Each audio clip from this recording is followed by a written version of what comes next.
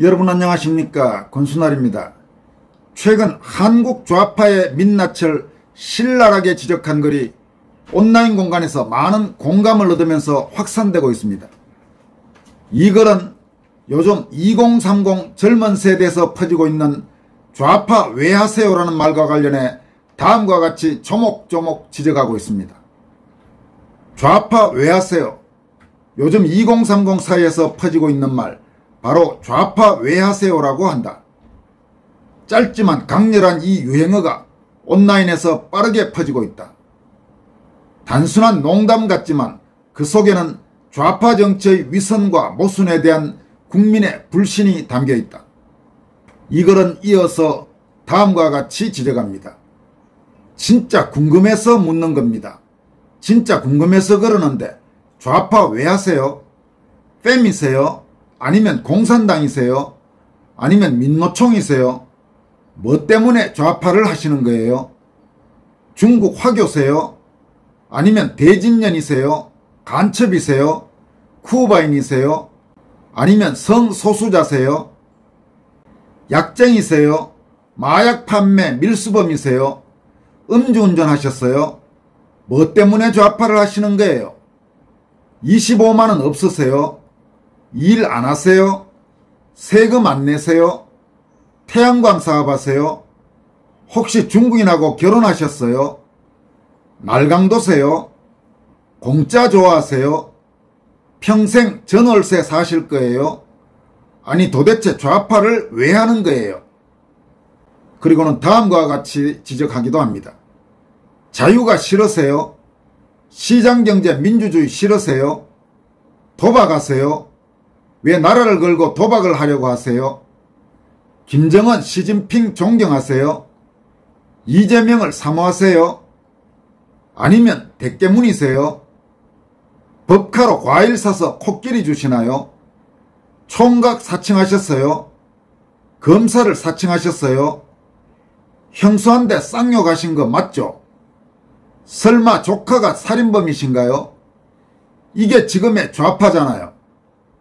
좌파 왜 하세요? 이게 대한민국의 좌파에 대한 국민의 인식이다. 결국 국민들은 이렇게 묻습니다. 도대체 왜 좌파 하십니까? 좌파 정치가 보여준 건 무엇입니까? 경제, 안보, 사회 전반 혼란과 분열, 노력은 없이 특혜만 바라는 구조, 북한, 중국에 대한 이상한 동정심, 이런 모습은 이제 국민들에게 조롱과 풍자의 대상이 되고 있습니다. 이 글은 이어서 다음과 같이 마무리합니다. 정치의 본령은 국민을 위한 것입니다. 하지만 좌파 정치가 이념의 장막 뒤에서 기득권만 챙긴다면 국민의 조롱은 결코 멈추지 않을 것입니다.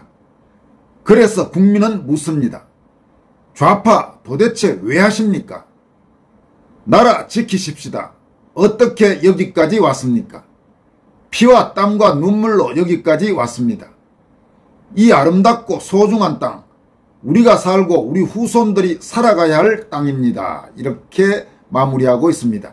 상당히 구구절절 조목조목 가슴에 와닿는 그런 내용들입니다. 그리고 지금 현재 젊은이들 사이에서 유행하고 있는 좌파 왜 하세요라는 말은 한국 좌파의 그 참 추악한 민낯에 대한 조목조목 지적하는 아주 예리한 비수와도 같은 내용이라고 할 수 있습니다.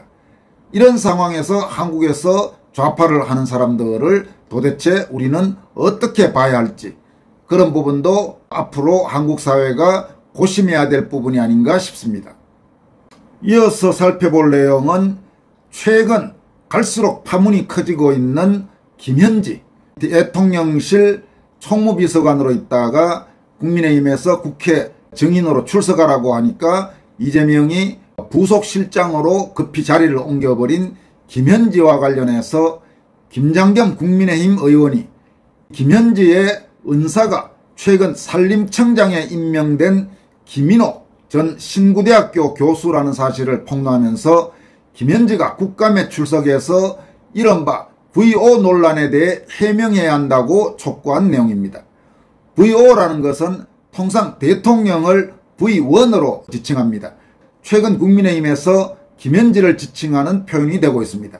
다시 말해서 김현지가 단순히 이재명의 명을 받아서 행동하는 정도가 아니라 실제로 이재명보다 더 힘이 있는 것 아니냐, 지금 이런 이야기까지, 참 말도 안 되는 이야기까지 나오고 있는 그런 상황에서 VO라는 표현까지 등장했습니다. 김장겸 의원은 자신의 소셜미디어 게시글을 통해서 대통령의 최측근이라는 김현지 대통령실 제1부속실장에 대한 논란이 계속되고 있다. 국정감사 출석을 피하기 위해 총무비서관에서 제1부속실장으로 이동을 시켰다는 의심을 받고 있다면서 고향과 학력 등도 알려지지 않고 베일에 쌓인 대통령의 그림자 실세로 불리고 있다고 밝혔습니다.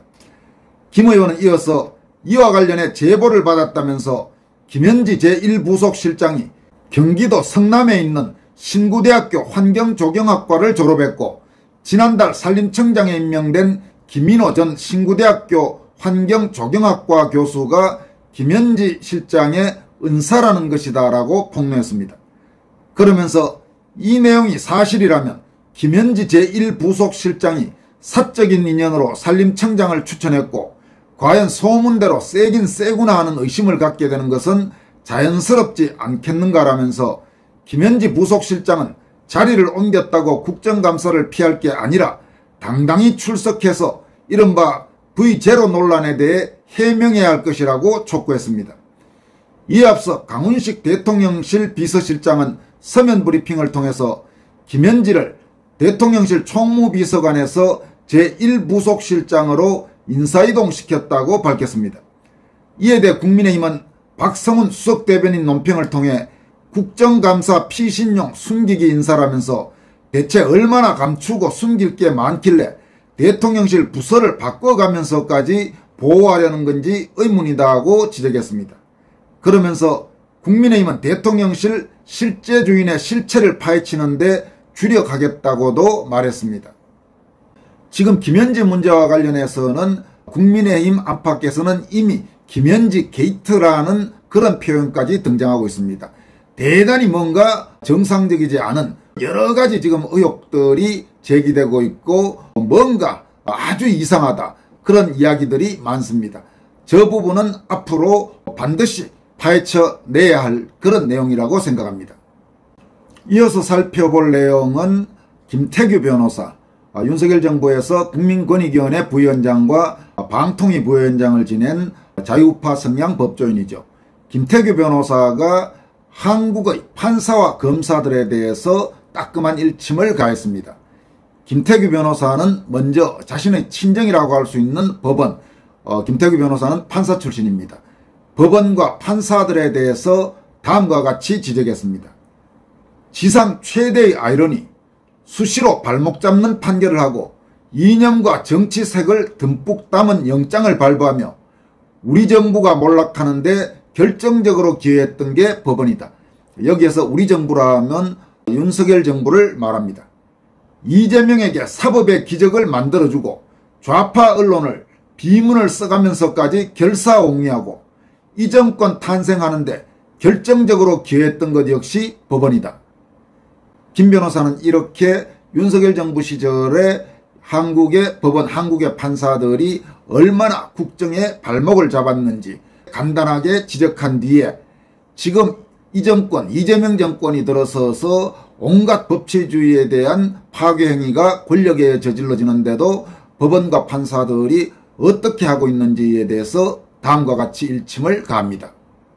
그런데 정작 우리 당은 법관의 독립을 이야기하면서 법원을 지키기 위해 혼신의 노력을 다하고 민주당은 특별재판부 대법원장 퇴진을 거론하며 법원을 죽이기 위해 막가파식으로 나온다.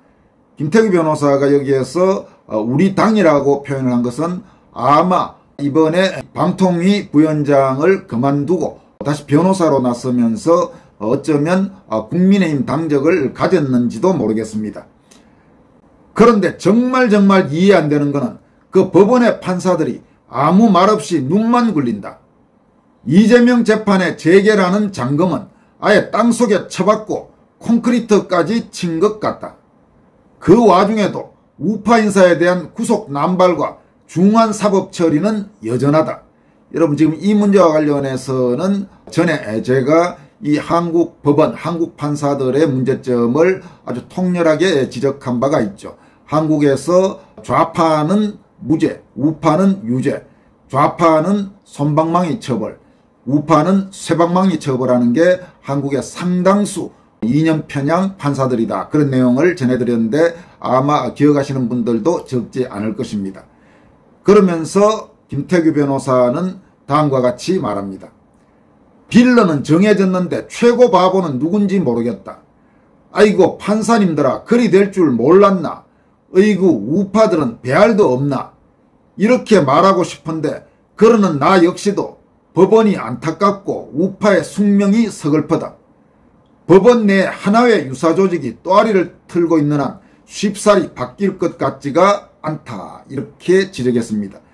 김 변호사가 말한 법원 내 하나의 유사조직이란 것은 바로 이 우리법연구회나 국제인권법연구회 이런 법원 내 좌파 사조직, 좌파 판사들의 사조직을 지칭한다고 할 수 있겠습니다. 김태규 변호사는 또 검사들에 대해서도 따끔하게 일침을 가했습니다. 왜 검찰청이 아니고 공소청이냐고요? 반동분자 낙인찍기입니다.